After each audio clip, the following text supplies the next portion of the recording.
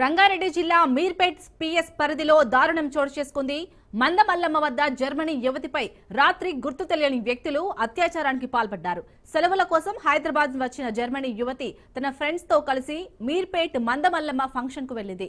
అయితే షాపింగ్ కోసం కారులో వెళ్లిన జర్మనీ యువతిని వెంబడించిన గుర్తు తెలియని వ్యక్తులు అడ్డగించి బలవంతంగా లాక్కెళ్లి అత్యాచారం చేసినట్టు బాధితురాలు ఫిర్యాదు చేసింది. కేసు నమోదు చేసుకున్న పోలీసులు ఘటనా స్థలాన్ని పరిశీలించి సమీప ప్రాంతంలో ఉన్న సీసీ కెమెరాలు పరిశీలిస్తున్నట్టు వెల్లడించారు. నిందితులు ఎవరనే దానిపై పోలీసులు గుర్తించే పనిలో పడ్డారు.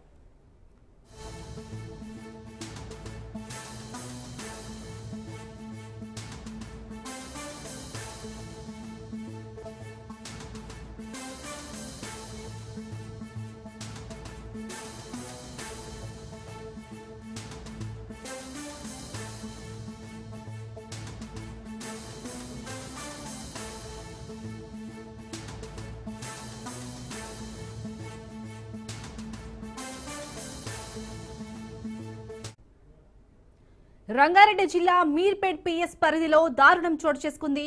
మందమల్లమ్మ వద్ద జర్మనీ యువతిపై రాత్రి గుర్తు తెలియని వ్యక్తులు అత్యాచారానికి పాల్పడ్డారు. సెలవుల కోసం హైదరాబాద్ వచ్చిన జర్మనీ యువతి తన ఫ్రెండ్స్ తో కలిసి మీర్పేట్ మందమల్లమ్మ ఫంక్షన్ కు వెళ్లింది. అయితే షాపింగ్ కోసం కారులో వెళ్లిన జర్మనీ యువతిని వెంబడించిన గుర్తు తెలియని వ్యక్తులు అడ్డగించి బలవంతంగా లాక్కెళ్లి అత్యాచారం చేసినట్టు బాధితురాలు ఫిర్యాదు చేసింది. కేసు నమోదు చేసుకున్న పోలీసులు ఘటనా స్థలాన్ని పరిశీలించి సమీప ప్రాంతంలో ఉన్న సీసీ కెమెరాలు పరిశీలిస్తున్నట్టు వెల్లడించారు. నిందితులు ఎవరనే దానిపై పోలీసులు గుర్తించే పనిలో పడ్డారు. ఇక ఈ ఘటనకు సంబంధించి పూర్తి డీటెయిల్స్ మా ప్రతినిధి రత్నకుమార్ అందిస్తారు. Ratnakumar, Meerpet police station limits లో విదేశీ యువతిపై అత్యాచార యత్న ఘటన కలకలం రేపింది. జర్మనీ యువతి మీద కొంతమంది గుర్తు తెలియని వ్యక్తులు అత్యాచారానికి ప్రయత్నించడంతో ఆమె అక్కడి నుంచి తప్పించుకొని స్థానికంగా ఉన్నటువంటి పోలీస్ స్టేషన్కి వెళ్లి పోలీసులకు ఫిర్యాదు చేసింది. ప్రస్తుతం పోలీసులు ఇన్వెస్టిగేషన్ చేస్తున్నారు. ఆ నిందితులు ఎవరు అనేది పట్టుకునే ప్రయత్నం చేస్తున్నారు. ఇక మనకంతున్నటువంటి సమాచారాన్ని బట్టి జర్మన్ కు చెందినటువంటి యువతికి రాత్రి మందమల చౌరస్తాలోని ఫంక్షన్ హాల్లో ఒక వేడుకకు హాజరయ్యి ఆ తర్వాత ఆమె షాపింగ్ కోసం బయలుదేరినటువంటి సందర్భంలో పహాడి షరీఫ్ పోలీస్ స్టేషన్ పరిధిలోని అదానీ కంపెనీ సమీపంలోని నిర్మాణస్య ప్రదేశంలో కొంతమంది గుర్తు తెలియని వ్యక్తులు ఆమె కారును అడ్డగించి ఆమె మీద అత్యాచారానికి ప్రయత్నం చేపోయారు. అయితే అదే సందర్భంలో ఆమె వారి నుంచి తప్పించుకొని ప్రాణభయంతో ఇమీడియట్ గా అక్కడి నుంచి స్థానిక పోలీస్ స్టేషన్ కు వెళ్లి ఫిర్యాదు చేసింది. తన మీద జరిగినటువంటి అత్యాచార ఘటనకు సంబంధించి కూడా ఫిర్యాదులో పేర్కొంది. ప్రస్తుతం ఇప్పటికే పోలీసులు కేసు నమోదు చేసుకుని దర్యాప్తు చేస్తూ ఉన్నారు.